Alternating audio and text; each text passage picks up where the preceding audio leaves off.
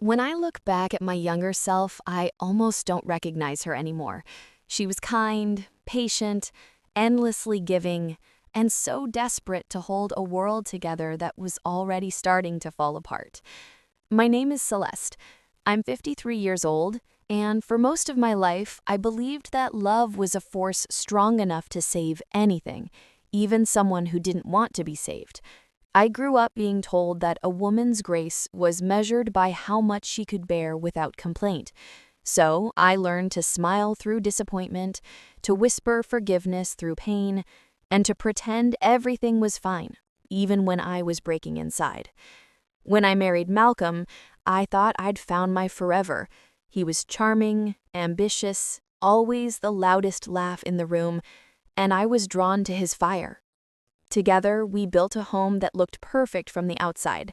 A house filled with polished furniture, smiling photographs, and dinner parties where I served food I barely had the energy to taste.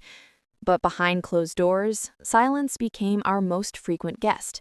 His affection faded gradually, like sunlight slipping behind clouds. It began with late nights at work, small lies disguised as routine, and a distance that grew quietly between us, one missed conversation at a time. One night, while straightening his desk, I found a small folded letter inside a drawer. It wasn't addressed to me, but it smelled faintly of perfume, something floral and sweet, something I didn't wear. My hands trembled as I opened it. It said, "Last night felt like forever. I can still feel you beside me."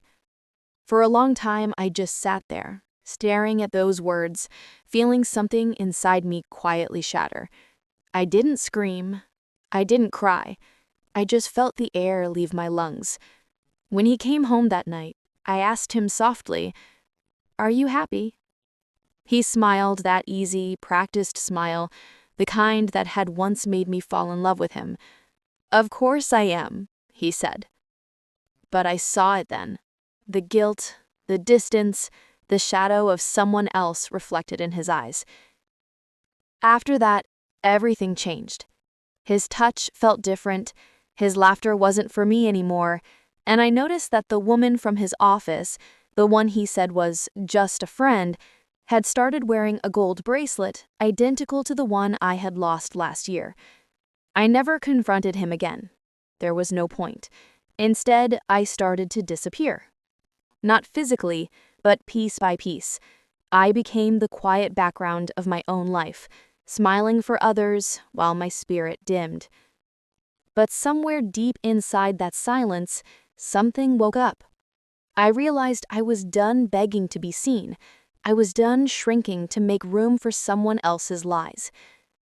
One evening, as the sun poured gold through the curtains and the house felt emptier than it had ever felt before, I looked at my reflection, the woman with tired eyes and a heart that had given too much, and I whispered, "You are still here." That night, I stopped crying. I stopped hoping he'd come back to who he once was, and in that moment of stillness, I made a promise. I would become the woman I was meant to be, not his wife, not his reflection, but myself. The months that followed were quiet. But they were not empty. They were the rebuilding, the slow rebirth of a woman who had forgotten her own name. Every morning, I got up earlier than before, made myself coffee, and wrote one sentence in my journal: "You are becoming someone new." I started painting again, something I hadn't done since college. My hands, once used only to serve others, began creating again, brushing color across blank canvases. I sold my first piece to a small cafe downtown. It wasn't about the money. It was about being seen, really seen, for the first time in years. I began saving quietly, setting aside small amounts until my savings became something strong enough to carry me on my own. Malcolm didn't notice at first. He was too caught up in his double life to see that the woman beside him was slowly slipping beyond his reach. I began dressing differently. Bold colors, silk fabrics, pieces that made me feel alive. That's when I found the emerald green gown. It shimmered like a promise. The first time I wore it, I stood in front of the mirror and didn't see heartbreak anymore. I saw power. I wore it to the charity gala that year, the same one Malcolm was hosting for his company. When I walked into that ballroom, heads turned. The lights hit the fabric like soft water, and I felt their gazes, including his. For the first time in years, I saw confusion in his eyes, as though he was seeing a ghost he had long buried. And then across the room, I saw her, the woman from the letter. She was nervous, elegant, trying to fit into a world that wasn't built for her.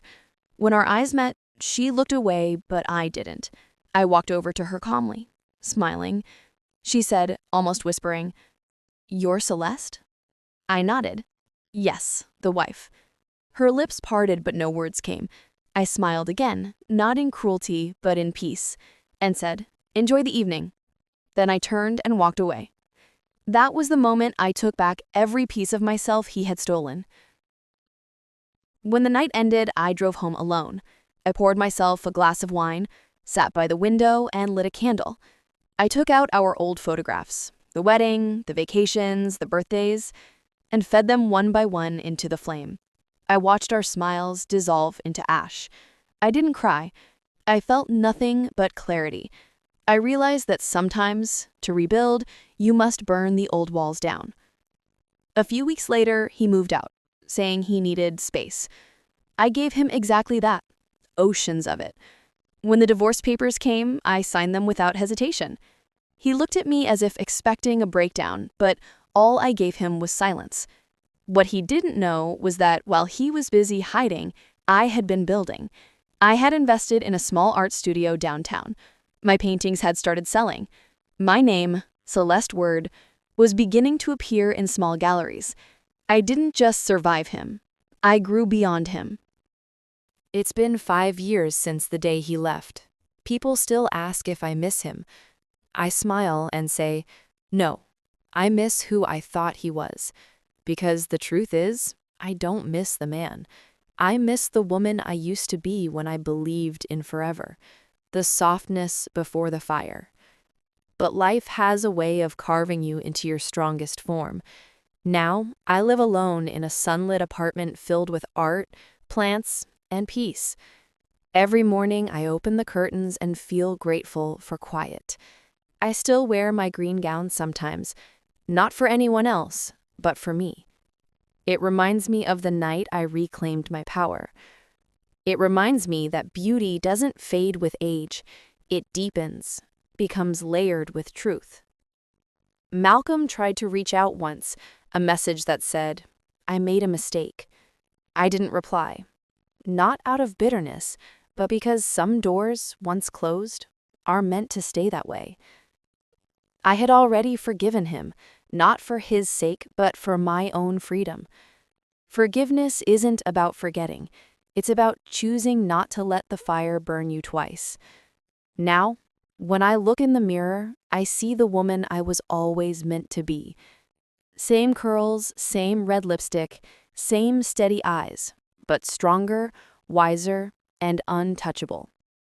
I speak softly, move gracefully, but there is steel beneath every word. I've learned that peace is not the absence of pain, it's the mastery of it.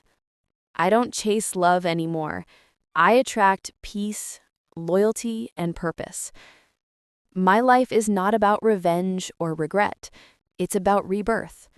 And sometimes, late at night, when the city quiets and I sit beside my window with a cup of tea, I whisper to that younger version of me, the one who once begged for love, "You made it." She never answers, but I can feel her smile inside me. The woman I used to be died in the fire. The woman I am now rose from the ashes. In her green gown, with her head held high, and her heart, finally, her own.